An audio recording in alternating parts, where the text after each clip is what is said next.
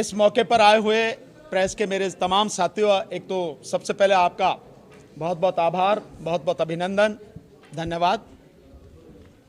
जो आज ये प्रेस वार्ता बुलाई गई है, हम लोग दिल्ली में और अब दिल्ली से बढ़ के ये पूरे देश में पहुंच चुका है, बहुत दूर गांव-गांव तक पहुंच चुका है आंदोलन। ईवीएम के खिलाफ जो आंदोलन है, उसी सिलसिले में मैं आज आया हूं और मैं बहुत दिल से धन्यवाद देता हूं प्रभजीत सिंह जी का। उन्होंने मेरे निवेदन पर सभी किसान आगू साथियों को बुलाया, संयुक्त किसान मोर्चा से रविंदर जी को और संयुक्त किसान मोर्चा से ही बूटा सिंह साधीपुर साहब को, कि ये जो आंदोलन ईवीएम का आंदोलन है, ये पूरे देश का आंदोलन है, हर व्यक्ति का आंदोलन है। 140 करोड़ नागरिकों का, भारत के 100 करोड़ मतदाताओं का आंदोलन है। और यह आंदोलन इसलिए है कि जो तरीका अपनाया जा रहा है वोट के लिए, वो किसी भी सूरत में, किसी भी तरह से न तो स्वतंत्र है, न निष्पक्ष है और न ही वो पारदर्शी है। ट्रांसपेरेंसी कुछ नहीं है। और तरीका जो होना चाहिए, और इलेक्शन कमीशन की जो अनुच्छेद 324 के तहत जिम्मेदारी है, वो ये है कि जो इलेक्शन हो वो पूरी तरह से फ्री, फेयर एंड ट्रांसपेरेंट होना चाहिए। आम से आम व्यक्ति को, साधारण व्यक्ति को, अनपढ़ अशिक्षित व्यक्ति को भी समझ में आनी चाहिए कि जो तरीका वोटिंग का है, वो जिस उम्मीदवार को और जिस पार्टी को वोट देना चाहता है, उसकी वोट उसी उम्मीदवार, उसी पार्टी को गई है, ये सामने से साफ साफ दिखना चाहिए। इलेक्शन कमीशन कहता है कि हम पे विश्वास करो, हम जो कह रहे हैं सही है। क्यों करें विश्वास? ये विश्वास का मसला ही नहीं है। जिस देश में इतनी बड़ी संख्या में सरकारी अधिकारी और कर्मचारी भ्रष्ट हो चुके हैं, अपनी नौकरी बचाने के लिए किसी भी हद तक सरकार की गुलामी कर सकते हैं, वहां किसी पर क्यों विश्वास किया जाए? विश्वास का मतलब ही नहीं है। आप व्यवस्था ऐसी रखो जो हर किसी को समझ में आए साफ, और वो बैलेट पेपर से हो।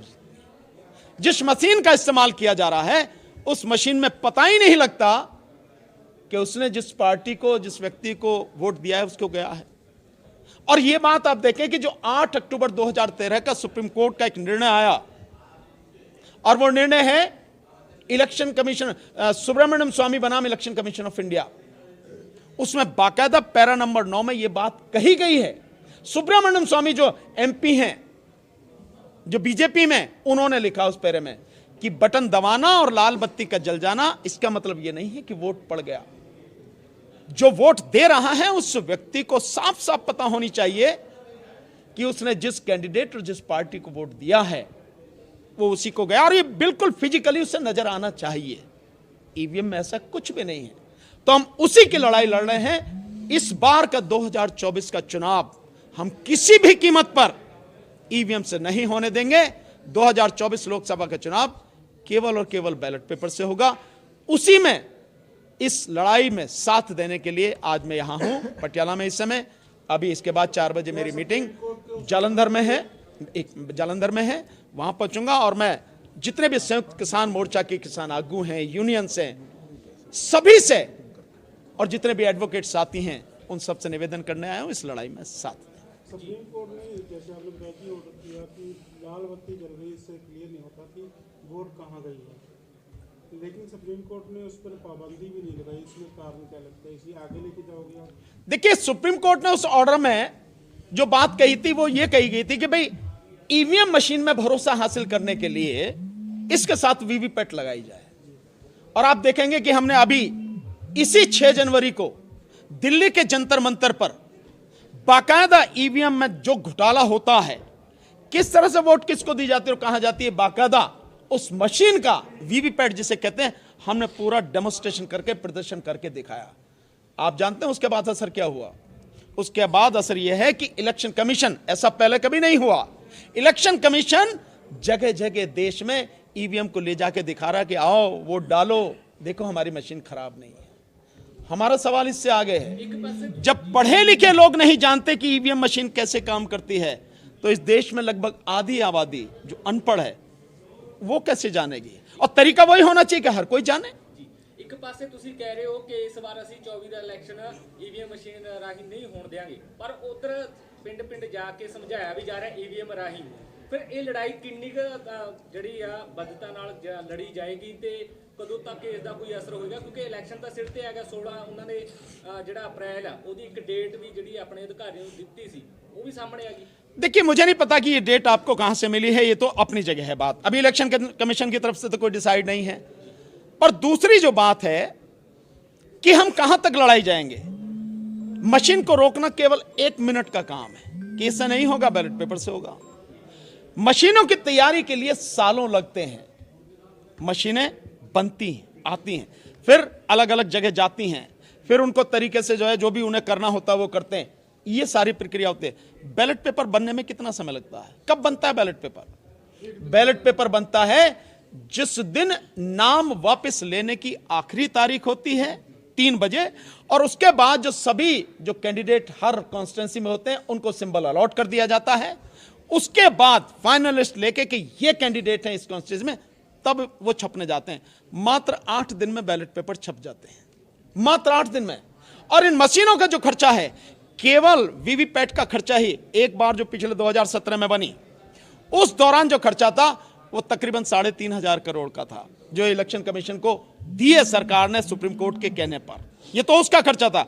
ईवीएम का खर्चा वो अलग बात। इसकी नहीं है, खर्चा कितना ही भी हो, समय कितना ही भी लगे, लेकिन देश के संविधान के अनुसार free, fair and transparent election कराने के लिए और पारदर्शी चुनाव के लिए, लोकतंत्र को बनाए रखने के लिए जरूरी यह है कि सब कुछ शीशे की तरह साफ हो, कहीं कुछ धुंधला ना हो। ਵਿਰੋਧੀ ਪਾਰਟੀਆਂ ਕਿਉਂ ਨਹੀਂ ਮੁੱਦਾ ਚੱਕ ਰਹੀਆਂ ਜੀ? ਜਿਵੇਂ ਕਾਂਗਰਸ ਹੋਗੀ ਜਾਂ ਹੋਰ ਪਾਰਟੀਆਂ, ਉਹ ਕਿਉਂ ਨਹੀਂ ਮੁੱਦਾ ਚੱਕ ਰਹੀਆਂ ਜਦੋਂ ਉਹ भी सतत वार चल रही है? देखिए, हमारी बात सबसे है। अभी जैसे हमने 6 तारीख का प्रोग्राम किया तो हमने सबको, जो इंडिया गठबंधन में मुख्य पार्टियां हैं, बाकायदा हमने ईमेल के माध्यम से हमने उनको लेटर भेजा कि इस लड़ाई में आप भी आइए। हम अभी भी लगातार कोशिश कर रहे हैं। अब उनसे फिजिकली भी हम जाके बात कर रहे हैं, उनके ऑफिस में जाके, क्योंकि ये मुद्दा तो सबका है। सबसे ज्यादा मैंने तो कहा, दिग्विजय सिंह जी जो आए थे, अभी एक मीटिंग हुई थी हमारी, उस मीटिंग से पहले वहां पे नॉर्थ एवेन्यू में, तो मैंने उनको कहा कि सबसे बड़ा नुकसान तो कांग्रेस को हुआ है, तो कांग्रेस को सामने आना चाहिए इस मुद्दे को लेकर। जीता हुआ इलेक्शन आपके हाथ से छीन लिया गया, तो आप कहेंगे, और अगर देश तबाह होता है तो कांग्रेस भी गुनहगार होगी, सभी पार्टियां गुनहगार होंगी, तो उन्हें आना पड़ेगा। मुझे विश्वास है इस लड़ाई में देर सवेर वो सब आएंगी, पर यह आंदोलन जन आंदोलन बनना चाहिए, और मैं जानता हूं ये जन आंदोलन बनेगा। मैं एक इसमें आपको बताना चाहता हूं क्यों मैं ये बात कह रहा हूं इतने विश्वास के साथ। आज मैं आया हूं तो आप सबको देख रहे हैं, संयुक्त किसान मोर्चा के जो आगू हैं आज हमारे साथ बैठे हैं इस मीटिंग में। इसके अलावा हमने एक नंबर दिया था, मैं वो नंबर आपको बता रहा हूं, आप पूरे सब लोग, हमने मिस कॉल का नंबर दिया था ये जानने के लिए कि जो हम बात कर रहे हैं वो कहां तक पहुंच रही है, और वो नंबर था 966 77 22 062 966 77 220 62, ये नंबर दिया। आप यकीन करेंगे कि प्रतिदिन कितनी कॉल आ रही हैं? 2 लाख से ज्यादा प्रतिदिन इस पर मिस कॉल आ रही है, 2 लाख से ज्यादा। और इसके अलावा जो मैंने नंबर दिया था कि जो जुड़ना चाहते हैं वो मेरे नंबर पर मैसेज करें, मेरा फोन बंद नहीं रहता 2 मिनट के लिए भी, सुबह से लेकर शाम तक इतने फोन आ रहे हैं, और मैं दावे के साथ कर रहा हूं गांव गांव तक होगा। और इसीलिए मैं आपको कह रहा हूं ये लड़ाई गांव गांव तक पहुंच चुकी है, पहुंच जाएगी। ईवीएम गांव में घुस नहीं पाएगी, मैं दावे के साथ कह रहा हूं इस बात से। गल चुकी है, लेकिन जो बैलेट पेपर तो लगता नहीं कि पॉपुलेशन अपने इंडिया की कि लंबा प्रोसेस है बैलेट पेपर का। कैसे लंबा प्रोसेस है, मुझे आप बताइए। इस देश में क्या लोगों की कमी है? मैन पावर अगर चाहिए तो बढ़ाई जा सकती है, कमी तो है नहीं, 140 करोड़ की आबादी है। क्या इस देश में पैसे की कमी है? जब इस देश के प्रधानमंत्री पर प्रतिदिन 43 से 45 करोड़ रुपए केवल उसके प्रचार पर खर्च होते हैं, तो पैसे की कमी है? नहीं, कोई पैसे की कमी नहीं है। इसके अलावा अगर डेमोक्रेसी को बरकरार रखने के लिए, संविधान को बचाने के लिए काउंटिंग में 2 से 4 दिन और लग जाते हैं तो क्या फर्क पड़ता? हालांकि इतने लगेंगे नहीं। मैं आपको इसका उदाहरण बताता हूं। यह बात जब आई कि भाई वीवीपैट की पर्चियों की गिनती होनी चाहिए, तो चुनाव आयोग की तरफ से क्या उत्तर दिया गया था सुप्रीम कोर्ट में? उसने कहा था इसमें थोड़ा सा खर्चा होगा, हमें इंतजाम थोड़ा बड़ा करना पड़ेगा और 4 से 5-6 दिन और लगेंगे। एक देश को, इतना बड़ा देश, दो मदर ऑफ डेमोक्रेसी कहा जाता है, उस देश में डेमोक्रेसी को बचाने के लिए क्या यह बहुत बड़ी कीमत है? क्या यह कीमत देश अदा नहीं कर सकता? और डेमोक्रेसी इसलिए बचानी है कि डेमोक्रेसी बचेगी तो ही इस देश के तमाम लोगों के अधिकार बचेंगे, नहीं तो बचेगा कुछ नहीं। और मैं बार बार कह रहा हूं, इस बार का चुनाव अगर ईवीएम से हो गया, निश्चित रूप से मोदी जीत के आएंगे। सर ईवीएम और मोदी जीत के आएंगे तो इसके बाद चुनाव होने नहीं है, लोकतंत्र खत्म होना है, पक्का राजतंत्र की स्थापना होनी है। सर ईवीएम तो ਹੁਣ ਤੁਸੀਂ ਮੁੱਦਾ ਚੁੱਕਿਆ यूपी ਦੀ गवर्नमेंट ਆ ਵੀ ईवीएम सिखाते लेकिन ਹੁਣ ਜਦੋਂ ਮੁੱਦਾ ਕਿਉਂ ਚੁੱਕਿਆ ਜਾ ਰਿਹਾ नहीं, मैं नहीं जानता कि उनके समय में क्यों किसी ने नहीं किया। मुझे जो लगा, जिस दिन से 30 मई 2019 से, जब 2019 का लोकसभा चुनाव हुआ, उसके बाद जो सारी गड़बड़ियां सामने आई, हमने उस दिन से मुद्दे को लिया और उस दिन के बाद से हमने 2019 में ही जंतर मंतर पर 5 बार प्रदर्शन किया और 4 बार राष्ट्रपति को ज्ञापन दिया और उसके बाद से हम लगातार इस मुद्दे को उठा रहे हैं। अगर कोई नहीं उठाता तो इसका मतलब यह नहीं है कि मैं भी नहीं उठाऊं, और अगर पहले नहीं उठा तो इसका मतलब यह भी नहीं है कि अब नहीं उठाया जाए। आपके विरोध और प्रदर्शन के बाद भी इलेक्शन हुए हैं, उनमें जो सत्ता में अभी काबिज सरकार है, उनके लोग जो खड़े हुए थे वो भी हारे हैं। क्या उस समय ईवीएम में कोई फिक्सिंग नहीं हुई? नहीं, सब कुछ है। देखने स्थिति यह है कि कहां सब कुछ क्या हो रहा। अब मुझे आप बताइए, मैं आपसे सवाल पूछता हूं। द क्विंट ने यह सवाल पूछा 2019 के चुनाव के दौरान, चुनाव होने के बाद, जिस समय वोटों की गिनती हो रही थी 23 मई 2019 को, जो इलेक्शन कमीशन की वेबसाइट पर डाटा पड़ा था, वो डाटा बताता था कि 373 पार्लियामेंट्री कॉन्स्टिट्यूंसी में 8,000 से लेकर 18,000 वोटें ज्यादा या कम थी। क्विंट ने पूछा ये क्या है? 4 बार उन्होंने लेटर दिया, इलेक्शन कमीशन ने उनके किसी लेटर का जवाब नहीं दिया, बल्कि 3-4 दिन बाद वो आंकड़े ही वहां से हटा दिए गए, वो डाटा ही वहां से डिलीट कर दिया गया। अगर आप सही हैं तो क्यों नहीं करते हैं? और अभी आपने देखा 2000, ये अभी जो चुनाव हुआ है विधानसभा का चुनाव 5 राज्यों में, एक कैंडिडेट जो राजस्थान में था और एक कैंडिडेट जो मध्य प्रदेश में था, दोनों कैंडिडेटों के बूथ में, जिस बूथ पर वो खुद हैं, उनका वोट जहां है, उस बूथ में उनका वोट जो है शून्य निकला। मैं मान सकता हूं परिवार के लोग ना दें, लेकिन जो कैंडिडेट है वो भी नहीं देगा अपने आप को वोट, शून्य कैसे निकला? और फिर यही सवाल, अगर पोस्टल बैलेट में 199 सीटों पर कांग्रेस आगे है, तो ईवीएम की गिनती के बाद ये उलट कैसे गया सारा सब? एक सर भाजपा वाला वन नेशन वन वोट दी कल कही है, ਤੁਹਾਡੀ ਕੀ राय है ऊपर? देखिए, इसके आगे, अच्छा आपने सवाल पूछा, इसके आगे और बता रहा हूं, केवल यहीं तक नहीं रुके वो, वन नेशन वन इलेक्शन, उसके आगे बढ़ गए हैं। दिल्ली में पोस्टर लगे हुए हैं, वन नेशन वन लीडर, मतलब एक वही व्यक्ति है इस देश में, मोदी का फोटो लगा हुआ बाकायदा, यही सब कुछ है। सो ये जो वन नेशन वन इलेक्शन है, कैसे संभव है? मैं आपसे बताऊं, संविधान ये कहता है कि अगर विधानसभा का चुनाव हुआ है तो विधानसभा का चुनाव 5 साल बाद होगा, अगर विधानसभा भंग नहीं कर दी गई है, ये कोई ऐसी आपात स्थिति नहीं है, 5 साल बाद। सपोज अभी आपके यहां पे चुनाव हुए पंजाब में, तो ये पंजाब के चुनाव 5 साल बाद होने हैं ना, अभी करा दिया जाए तो क्यों करा दिया जाए भाई? जिन राज्यों में, अभी 5 राज्यों में अभी चुनाव हुए हैं, आप करो वन नेशन वन इलेक्शन, तो उसके साथ आप चुनाव कराना चाहते हैं, क्यों करा दिए जाए? इसको चलने दो ना, पूरे 4.5 साल 5 साल हैं, क्यों? क्योंकि संवैधानिक व्यवस्था ये है। तो जो मोदी सरकार काम कर रही है और जो मोदी जी प्रचार कर रहे हैं, वो पूरा का पूरा संविधान के विरुद्ध है, जिसे बर्दाश्त किसी सूरत में नहीं किया जाएगा।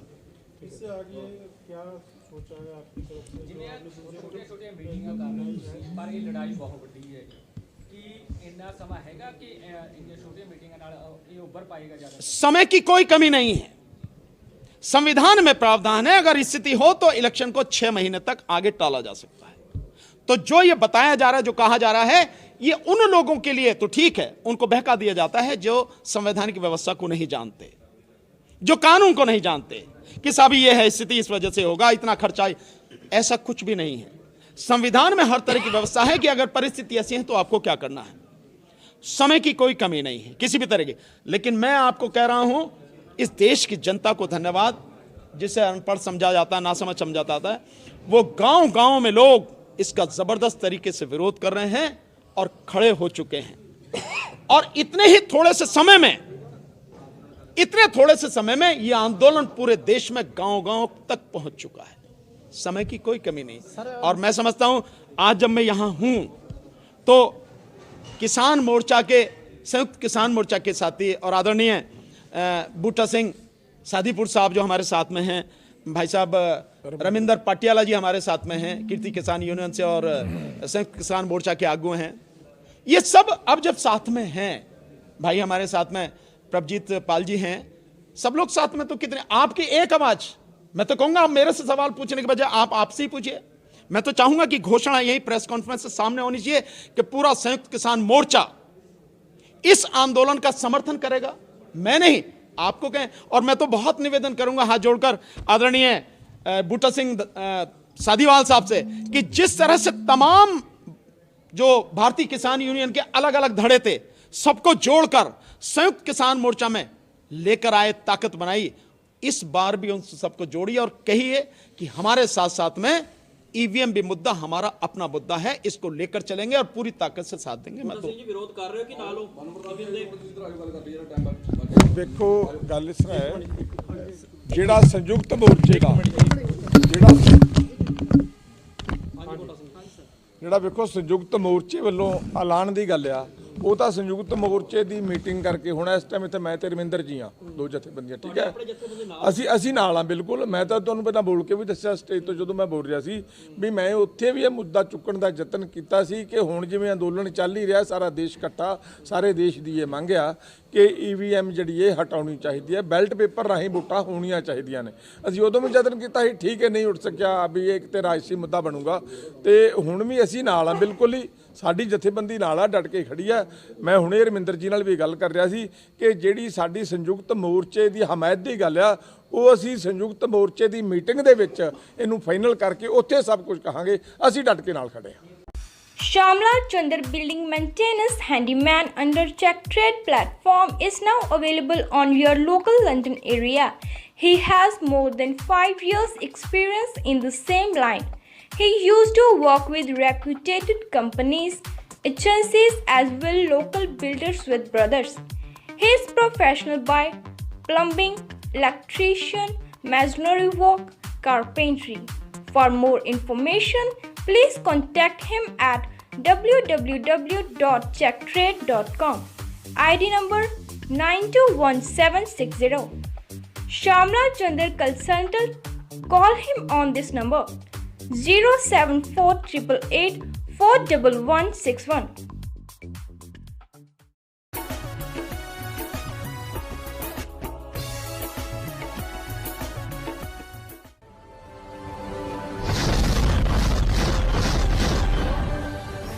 ਹੋਰ ਅਪਡੇਟ ਖਬਰਾਂ ਦੇਖਣ ਲਈ ਸਬਸਕ੍ਰਾਈਬ ਕਰੋ ਸਾਡਾ YouTube ਚੈਨਲ ਆਜ਼ਾਦ ਟੀਵੀ ਅਤੇ ਲਾਈਕ ਕਰੋ ਸਾਡਾ Facebook ਪੇਜ ਤੇ ਨਾਲ ਲੱਗੇ ਬੈਲ ਬਟਨ ਨੂੰ ਪ੍ਰੈਸ ਕਰੋ।